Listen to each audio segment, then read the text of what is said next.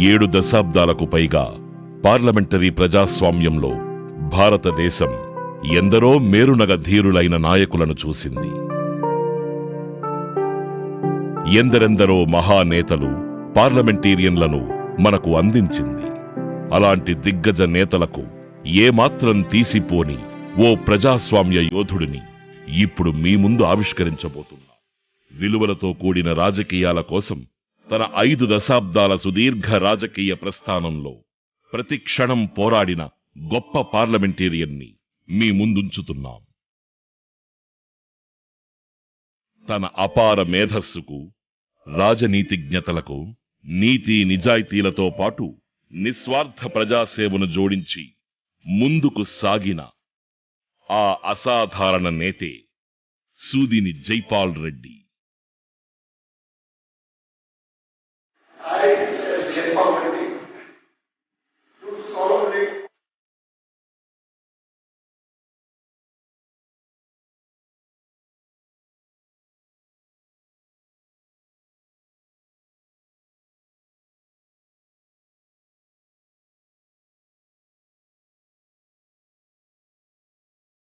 భారత రాజకీయాలలో అధ్యయనం, లోతైన అవగాహన, వాక్పటిమిల మేళవింపుగా రాణించిన అరుదైన రాజకీయవేత్త జైపాల్ రెడ్డి.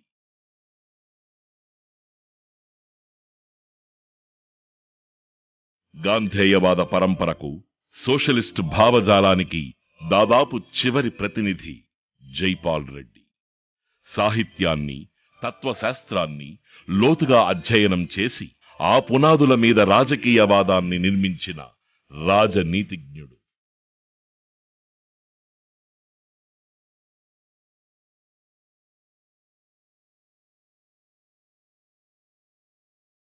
ఏ భాషలోనైనా తన వాదనను, విశ్లేషణను వివరంగా వినిపించగల బహుభాషా కోవిదుడు.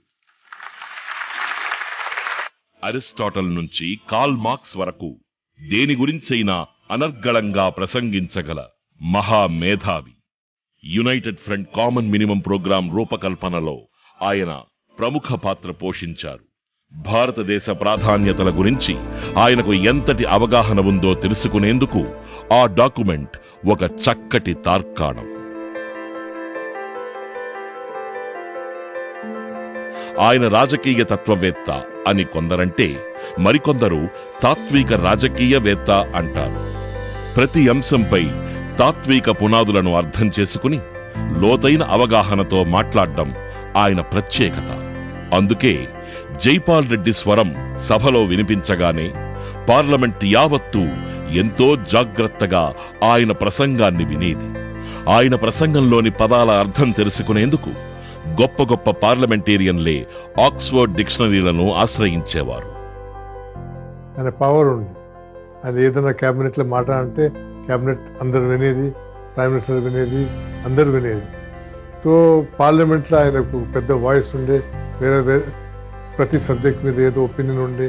డిఫెన్స్ కానీ, ఫారెన్ పాలసీ కానీ, ఎకనామిక్ పాలసీ కానీ, ఆయిల్ పాలసీ కానీ, ఏ విషయం మీద మంచిగా ప్రిపరేషన్ చేసి మాలాంటి మందితో మాట్లాడి నోట్స్ ప్రిపేర్ చేసి ఆయన పార్లమెంట్కి వెళ్ళేది.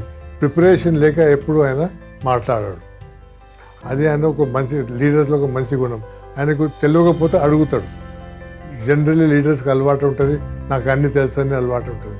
ఈయనకి అది లేదు. నాకు తెలియదు అంటాడు, నాకు చెప్పంటాడు. ఉస్మానియా యూనివర్సిటీ నుంచి ఇంగ్లీష్ లిటరేచర్లో మాస్టర్స్ పట్టా పొందిన జైపాల్ రెడ్డి జర్నలిజంలో బ్యాచిలర్స్ డిగ్రీ చేశారు. జైపాల్ రెడ్డిలోని నాయకుడిని ప్రపంచం చూడకముందే ఉస్మానియా యూనివర్సిటీ గుర్తించింది. యూనివర్సిటీ విద్యార్థి నాయకుడిగా తన రాజకీయ ప్రస్థానం ప్రారంభించారు. ఎన్నో ఉద్యమాలకు నాయకత్వం వహించి విద్యార్థులని చైతన్యపరచి తన నాయకత్వ ప్రతిభని నిరూపించుకున్నారు. 1969లో మహబూబ్ నగర్ జిల్లా కల్వకుర్తి నియోజకవర్గం నుంచి అసెంబ్లీలో తొలిసారిగా అడుగుపెట్టారు. ఆ తర్వాత 4 సార్లు అదే స్థానం నుంచి ప్రాతినిధ్యం వహించారు. 1984లో మహబూబ్ నగర్ లోక్సభ స్థానం నుంచి మొదటిసారి పార్లమెంటుకు ఎన్నికయ్యారు. 1999, 2004లో మిర్యాలగూడ ఎంపీ అయ్యారు. 1990, 1996లో రాజ్యసభ సభ్యుడిగా ఎన్నికయ్యారు. 1991 నుంచి 1992 వరకు రాజ్యసభలో విపక్ష నేతగా వ్యవహరించారు. 1999 నుంచి 2000 వరకు సభా హక్కుల ఉల్లంఘన కమిటీ చైర్మన్గా వ్యవహరించారు. 1998లో ఉత్తమ పార్లమెంటేరియన్ పురస్కారం అందుకున్నారు. దక్షిణ భారతదేశం నుంచి మొట్టమొదటిగా ఉత్తమ పార్లమెంటేరియన్ పురస్కారం అందుకున్న నేతగా శ్రీ జైపాల్ రెడ్డి గుర్తింపు పొందారు. The conferment of this coveted award has given me immense joy. What is more, immense job satisfaction. As a parliamentarian, I could not have asked for more. The Honorable Speaker has kindly referred to my physical disability. May I hasten to add that in my own career, I have found my political non-conformity a greater handicap than physical deformity.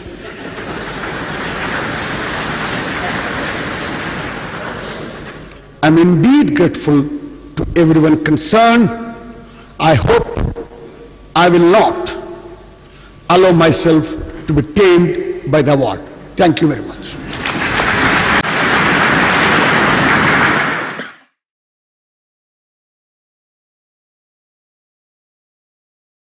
Shri Durga Reddy, Yashodamma పుణ్య దంపతులకు 1942 జనవరి 16న yes Jaipal Reddy తొలి సంతానంగా జన్మించారు. ఉమ్మడి మహబూబ్ నగర్ జిల్లాలోని మాడుగుల వారి స్వగ్రామం. ఆయనకు 2 సోదరులు, పద్మారెడ్డి, మనోహర్ రెడ్డి మరియు సోదరి భారతి ఉన్నారు. 1960 మే 7న లక్ష్మీ జైపాల్ రెడ్డిల వివాహం జరిగింది. వారికి 3 సంతానం, 2 కుమారులు, అరవింద్ రెడ్డి, ఆనంద్ రెడ్డి, కుమార్తె అరుణ.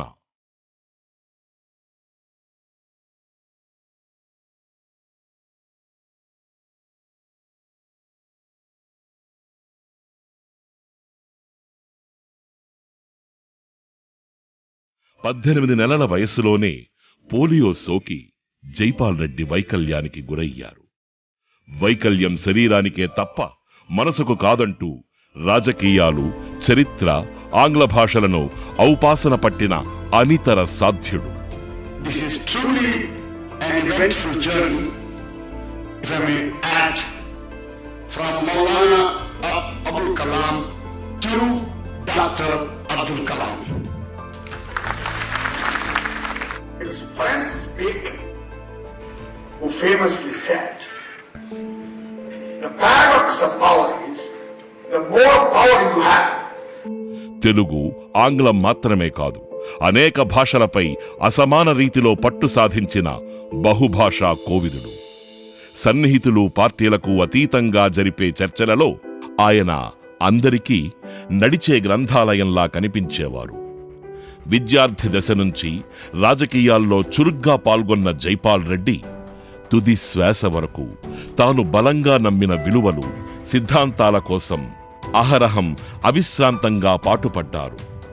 పార్లమెంటరీ వ్యవస్థను, ప్రజాస్వామ్యాన్ని పటిష్టంగా ఉంచాలని తపించిన జైపాల్ రెడ్డి వ్యక్తుల కంటే వ్యవస్థ గొప్పదని చెప్పేవారు. వ్యక్తులు, పదవులు అశాశ్వతమని, వ్యవస్థ మాత్రమే సుస్థిరం, శాశ్వతమనేవారు. అలాంటి వ్యవస్థను పరిరక్షించేందుకు ముక్కుసూటిగా వ్యవహరించేవారు. అన్ని వేళలా తప్పుని తప్పుగా ఎత్తిచూపిన ధీశాలి. అందుకోసం అధిష్టానాలను, అధినేతలను సైతం ఎదిరించిన ధైర్యశాలి జైపాల్ రెడ్డి. 1975లో ఎమర్జెన్సీకి వ్యతిరేకంగా ఉద్యమించినప్పుడు ఇందిరాగాంధీతో తలపడ్డారు. ఇక 1984లో ఆంధ్రప్రదేశ్ గవర్నర్ అయిన రామ్లాల్ రాజ్యాంగ విరుద్ధంగా ఎన్టీ రామారావును పదవీచ్యుతుడిని చేసినప్పుడు ప్రజలను చైతన్యపరచి ఎన్టీఆర్ని తిరిగి అధికార పీఠంపై కూర్చోబెట్టడంలో జైపాల్ రెడ్డి ముఖ్య భూమిక పోషించారు. జైపాల్ రెడ్డి సామర్థ్యాన్ని గుర్తించిన రామారావు తన మంత్రివర్గంలోకి ఆహ్వానించారు. కాని ఆ ఆహ్వానాన్ని సున్నితంగా తిరస్కరిస్తూ ప్రజాస్వామ్యానికి విఘాతం కలిగిందన్న కారణంగానే ఎన్టీ రామారావుకు మద్దతు పలికాను తప్ప ప్రతిఫలాన్ని ఆశించి కాదని జైపాల్ రెడ్డి చెప్పారు.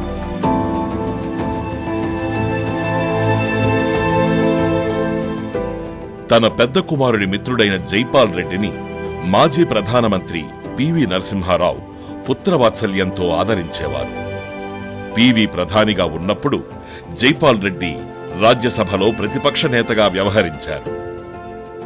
ప్రత్యర్థి పార్టీలో ఉన్నప్పటికీ జైపాల్ రెడ్డి మేధస్సును గుర్తించిన పివి ఆయనను ఎంతగానో గౌరవించారు.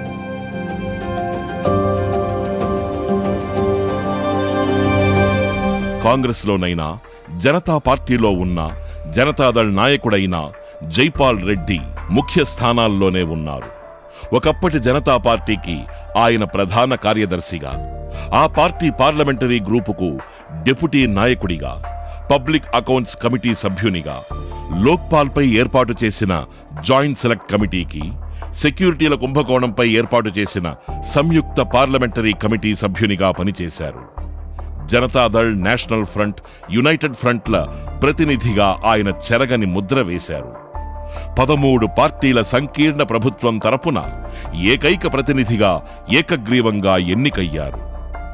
ఎప్పటికప్పుడు పార్టీల మధ్య భేదాభిప్రాయాలను పరిష్కరిస్తూ ప్రభుత్వాన్ని నిలబెట్టిన ఘనత జైపాల్ రెడ్డిదే. సమాచార ప్రసార శాఖల మంత్రిగా ఉన్న కాలంలో ప్రసార భారతి చట్టం రూపొందించి సమాచార వ్యవస్థలో నిష్పక్షపాతంగా, నిర్భయంగా అభిప్రాయాలు వ్యక్తపరిచే ఉన్నత సంప్రదాయాన్ని నెలకొల్పుతూ దూరదర్శన్, ఆకాశవాణి సంస్థలకు స్వతంత్ర ప్రతిపత్తిని కల్పించారు. ప్రజలకు వినోదంతో పాటు విజ్ఞానం కలిగించేందుకు FM రేడియో ప్రసారాలను ఆవిష్కరింపజేశారు. పార్లమెంట్ ఉభయ సభలలో జరిగే చర్చలను ప్రత్యక్ష ప్రసారం చెయ్యాలనే నిర్ణయం తీసుకుంది ఎస్. జైపాల్ రెడ్డి. అక్కడి నుండి రాష్ట్రాల అసెంబ్లీలు కూడా ప్రత్యక్ష ప్రసారాలు చేపట్టడం జరిగింది. దీంతో ప్రజలు సభలో తాము ఎన్నుకున్న ప్రతినిధుల పనితీరు చూసే అవకాశం కలిగింది. తెలుగు భాషకు ప్రాచీన భాషా ప్రతిపత్తిని కల్పించి అందుకు అనుగుణంగా చర్యలు చేపట్టి మాతృభాషపై మమకారాన్ని చాటుకున్నారు. కేంద్ర మంత్రిగా పనిచేస్తున్న సమయంలో నీతి, నిజాయితీ, సిద్ధాంతాలు, విలువలు, ఆలోచనా విధానం, అవినీతిని దరికి చేరనివ్వని ఆయనను చూసి ఇండియా టుడే తన సంచికలో రాజకీయ వనంలో తులసి మొక్క ఎస్. జైపాల్ రెడ్డి అని ప్రశంసించింది.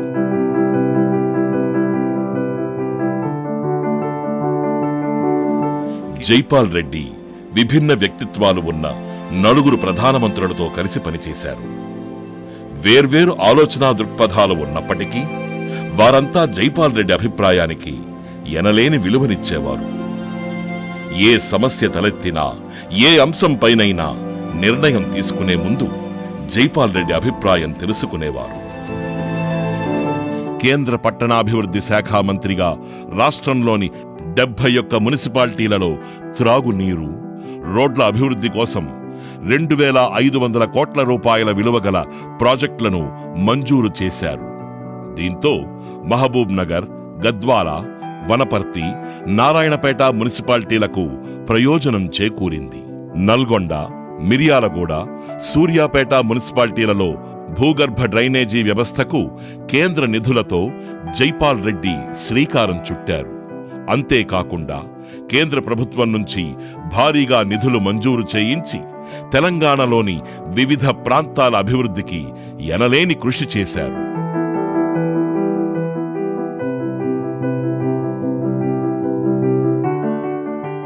తెలంగాణకి గుండెకాయ అయిన హైదరాబాద్ మహానగరానికి మెట్రో స్థాయి కల్పించి A1 సిటీగా గుర్తింపు తెచ్చారు. దీనివల్ల కేంద్ర రాష్ట్ర ప్రభుత్వ ఉద్యోగులకు 30% ఇంటి కిరాయి భత్యం పెరిగింది. ఈ చర్య కారణంగా కేంద్ర ప్రభుత్వ నిధులు పెరగటమే కాకుండా పారిశ్రామిక రంగంలో విదేశీ పెట్టుబడులు కూడా పెరిగాయి. హైదరాబాద్ మహానగరానికి తాగునీరు అందించే కృష్ణా మంచినీటి సరఫరా పథకం 2-3 దశలకు భారీగా నిధులు మంజూరు చేయించారు. విశ్వనగరం హైదరాబాద్ రవాణా వ్యవస్థకు తలమానికంగా మారిన 14,000 కోట్ల విలువైన మెట్రో రైల్ ఏర్పాటుకు అనుమతులు సాధించి పునాదులు వేసింది కూడా జైపాల్ రెడ్డి అనే విషయం మరువలేనిది. అనివార్య పరిస్థితుల్లో హైదరాబాద్ మెట్రో రైల్ ప్రాజెక్టు నిర్మాణ పనులు నిలిచిపోవడంతో జైపాల్ రెడ్డి చొరవ తీసుకుని వయబిలిటీ గ్యాప్ ఫండింగ్ నిధులు మంజూరు చేయించి మెట్రో రైల్ నిర్మాణాన్ని మళ్లీ పట్టాలెక్కించారు. సంక్లిష్ట పరిస్థితుల్లో కూడా జైపాల్ రెడ్డి ప్రజల పక్షాన సమర్థమైన నిర్ణయాలు తీసుకోగలరనడానికి మరో చక్కని ఉదాహరణ ఢిల్లీ మాస్టర్ ప్లాన్. దేశ రాజధానిలో దశాబ్దాలుగా సరైన పర్యవేక్షణ లేకపోవడం వల్ల నిర్మాణాలు అస్తవ్యస్తంగా జరగడంపై అత్యున్నత న్యాయస్థానం అసహనం వ్యక్తం చేసింది. తన మంత్రిత్వ పరిధిలోని ఆ అంశాన్ని సవాలుగా స్వీకరించి కొన్ని నెలల పాటు అధ్యయనం చేసి అన్ని వర్గాల ప్రజలను సంతృప్తిపరిచే విధంగా మాస్టర్ ప్లాన్ రూపొందించారు. న్యాయబద్ధంగా సంక్షేమ లక్ష్యంతో సుమారు 1,500 చిన్న మధ్య తరగతి కాలనీలను చట్టబద్ధం చేశారు. The steps I took in countering the situation created by ceilings and demolition and in creating a new master plan did work for us enormously. Petroleum సహజవాయు వనరుల శాఖలను నిర్వహించినప్పుడు ఎస్సీ ఎస్టీ సామాజిక వర్గాలకు పెట్రోల్ బంకులు, గ్యాస్ ఏజెన్సీలను రిజర్వేషన్ పద్ధతిలో కేటాయించే విధానాన్ని బీసీ వర్గాలకు కూడా వర్తింపజేశారు. దళారీ వ్యవస్థను అరికట్టే విధంగా పెట్రోల్ బంకులు, గ్యాస్ ఏజెన్సీల కేటాయింపుల్లో మొదటిసారిగా లాటరీ పద్ధతి ద్వారా పారదర్శకతను ప్రవేశపెట్టారు. పెట్రోలియం ఉత్పత్తి చేసే విధానంలో బడా వ్యాపారులు ప్రభుత్వ ఖజానాకు గండికొట్టే ప్రయత్నాన్ని జైపాల్ రెడ్డి అడ్డుకొని ఖజానాకు దాదాపు 30,000 కోట్లు ఆదా చేశారు. ప్రత్యేక తెలంగాణ రాష్ట్ర ఏర్పాటుకు పార్టీ అధిష్టానాన్ని ఒప్పించిన అనితర సాధ్యుడు ఎస్ జైపాల్ రెడ్డి. తెలంగాణ రాష్ట్ర ఏర్పాటుకు సోనియా గాంధీ, మన్మోహన్ సింగ్, ప్రణబ్ ముఖర్జీ వంటి నేతలను ఒప్పించడంలో జైపాల్ రెడ్డి తన అసమాన రాజకీయ ప్రజ్ఞా పాటవాలు ప్రదర్శించారు. సొంత పార్టీలో ప్రతిపక్షంగా మారి తెలంగాణ కోసం పోరాడుతున్న కాంగ్రెస్ ఎంపీలకు పెద్ద దిక్కుగా వ్యవహరించారు. స్వయంగా తానే స్పీకర్ ఛాంబర్లో దగ్గర కూర్చొని తెలంగాణ బిల్లును పాస్ చేయించి తెలంగాణ ప్రజల కలల సాకారానికి దారి చూపిన మార్గదర్శి. వివాదాలకు దూరంగా ఉంటూ మొదటి నుంచి అజాత శత్రువుగా పేరొందారు. ఆయన ఆలోచన విధానాలతో విభేదించేవారు, వైరుధ్యం ఉన్నవారు సైతం ఆయనను అభిమానిస్తారు. ఎంత ఎదిగినా ఒదిగి ఉండే సంస్కారం జైపాల్ రెడ్డిది. ఢిల్లీ స్థాయిలో చక్రం తిప్పుతున్నా అందరినీ గౌరవించే అరుదైన వ్యక్తిత్వం ఆయన సొంతం.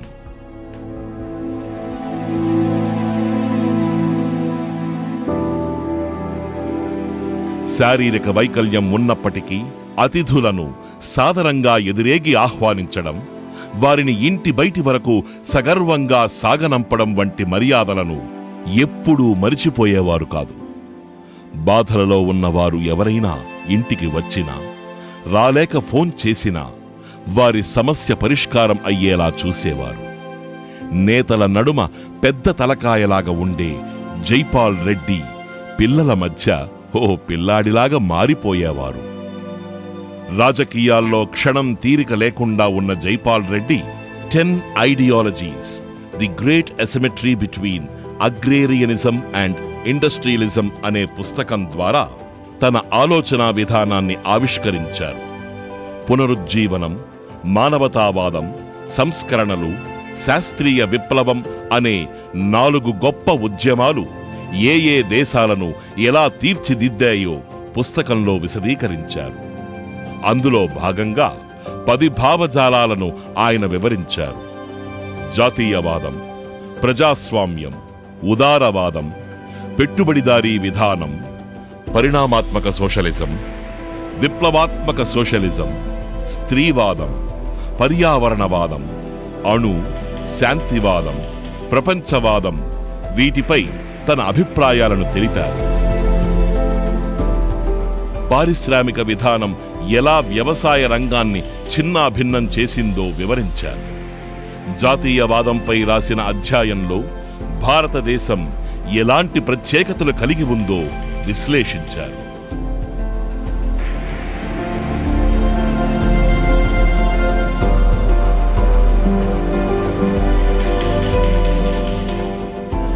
సిద్ధాంత వైరుధ్యాలకు, ఆలోచనా విధానాలకు అతీతంగా సాగిన అరుదైన స్నేహ బంధం S Jaipal Reddy, M Venkaiah నాయుడులది.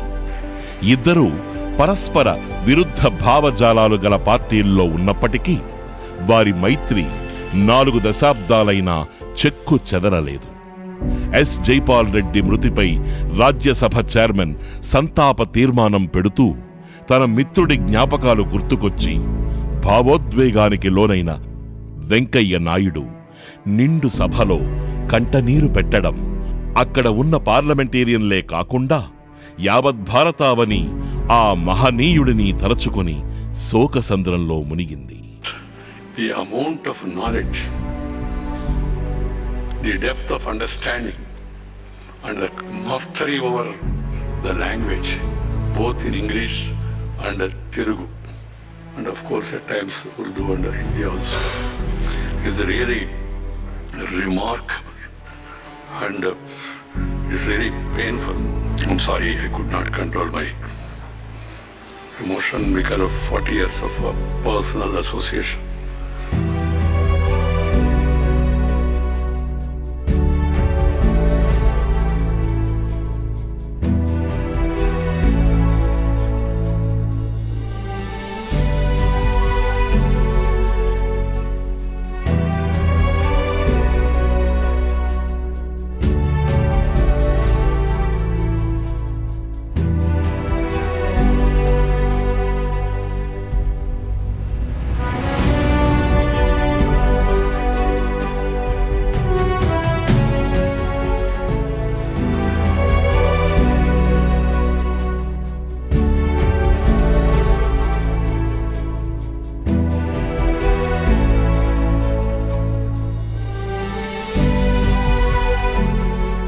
Parliamentarian थे, चाहे वो विधानसभा में रहे, लोकसभा में रहे, राज्यसभा में रहे। उन्होंने विधानसभा के अंदर और विधानसभा के बाहर एक छाप बनाई, एक नाम बनाया। और राजनेताओं ने, जितने भी नेता हैं, उनमें उनका नाम हमेशा रहेगा ईमानदारी के लिए, इंटीग्रिटी के लिए, ऑनेस्टी के लिए, और बेस्ट पार्लियामेंटेरियन और बेस्ट स्पीकर के लिए।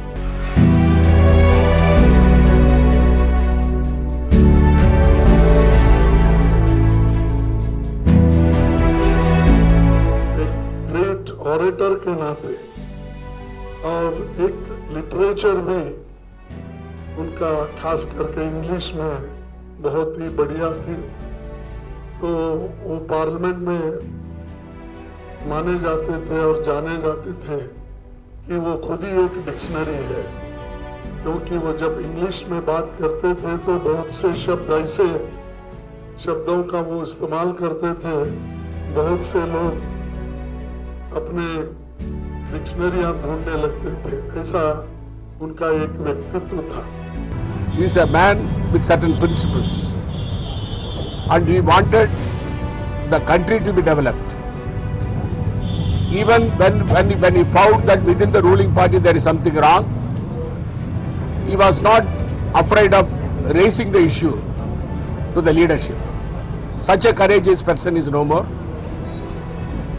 In fact, I had a very personal relationship with him. Along with me, the Honorable Former Minister Sri Prathaperumal is there.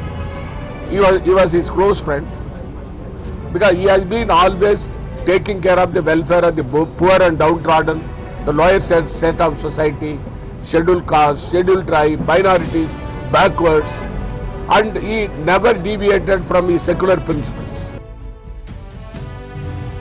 ఇటీవల నేను చూసిన వాళ్ళల్లో వాగ్దాటి కానీ సబ్జెక్ట్ కానీ సమయస్ఫూర్తి కానీ ఇంకొక పక్క కమ్యూనికేషన్ స్కిల్స్ ఎవరికి ఉండేటివి కాదు. ఏదైనా చెప్పాలంటే ముక్కుసూటిగా చెప్పడం, ఎక్కడా రాజీ లేని పద్ధతిలో వ్యవహరించడం ఆయనకు ఆయనే పరిపాటి. రాజకీయ శకం జయపాల్ రెడ్డి గారి యొక్క మరణంతో ముగిసిందని నేను భావిస్తా ఉన్నాను.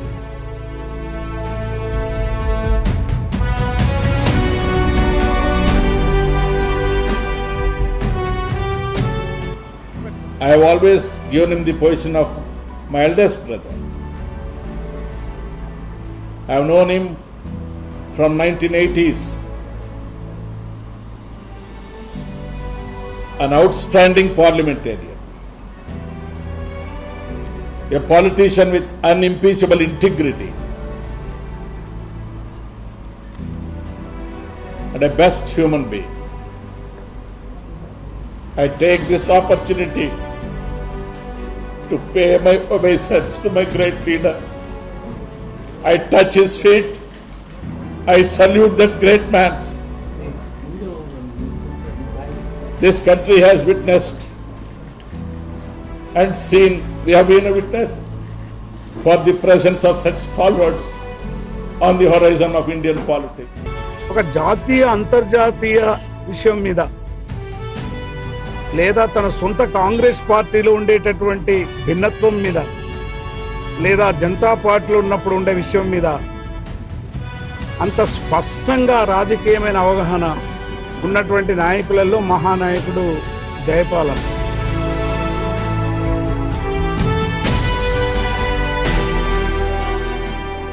అంత ఇంటలెక్చువల్స్ మాత్రం చూడలేదు పార్లమెంట్.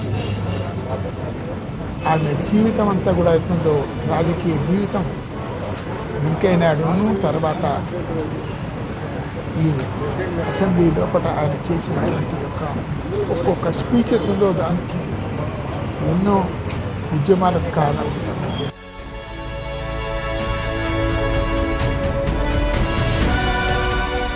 నీతి నిజాయితీగా పనిచేసేటువంటి వ్యక్తి, అటువంటి వ్యక్తి ఈరోజు స్వర్గస్థులు కావడం నిజంగా ముఖ్యంగా తెలంగాణ రాష్ట్రానికి తీరని లోటు.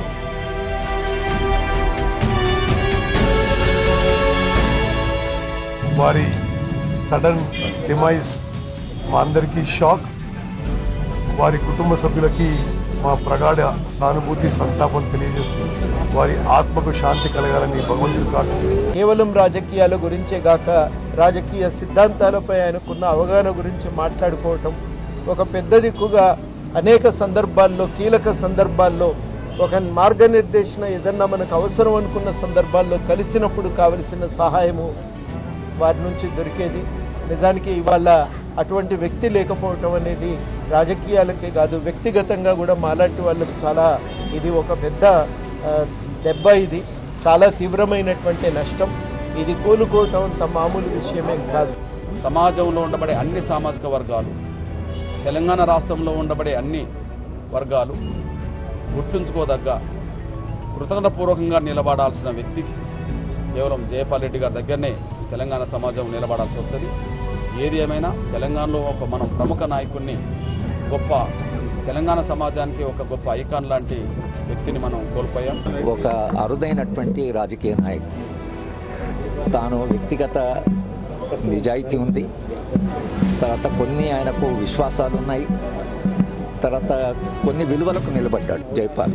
అందుకనే రాజకీయాల్లో ఉంటూనే దిగజారుతున్న రాజకీయాల్లో ఒక విశిష్టమైనటువంటి వ్యక్తిగా, ముఖ్యంగా తెలంగాణ ప్రాంతం నుంచి వచ్చి ఆయన మాట్లాడిన పద్ధతి కానీ, ఆయన చేసే విమర్శలు కానీ, ఆయనకుండే అవగాహన కానీ, తనను తాను ఒక సోషల్ డెమోక్రాట్ గాని చెప్పుకునేవాడు. తెలంగాణ రాష్ట్ర సమస్య పెండింగ్లో ఉన్నంత వరకు నేను ముఖ్యమంత్రి పదవి తీసుకోనని వదులుకున్నటువంటి ఒక నిబద్ధత కూడా జయపాల్ రెడ్డి గారి సొంతం. అలానే ఆయన తెలంగాణ రాష్ట్రానికే కాకుండా దేశమంతటికి కూడా విస్తరించినటువంటి ఒక విలక్షణ రాజకీయవేత్త. చివరి మాట, కార్పొరేట్ శక్తుల మీద ప్రత్యక్షంగా కేబినెట్లో ఉంటూనే పోరాటం చేసినటువంటి ఏకైక కేంద్ర మంత్రి కాంగ్రెస్లో ఎవరన్నా అంటే జైపాల్ రెడ్డి గారిని మనం చెప్పక తప్పదు.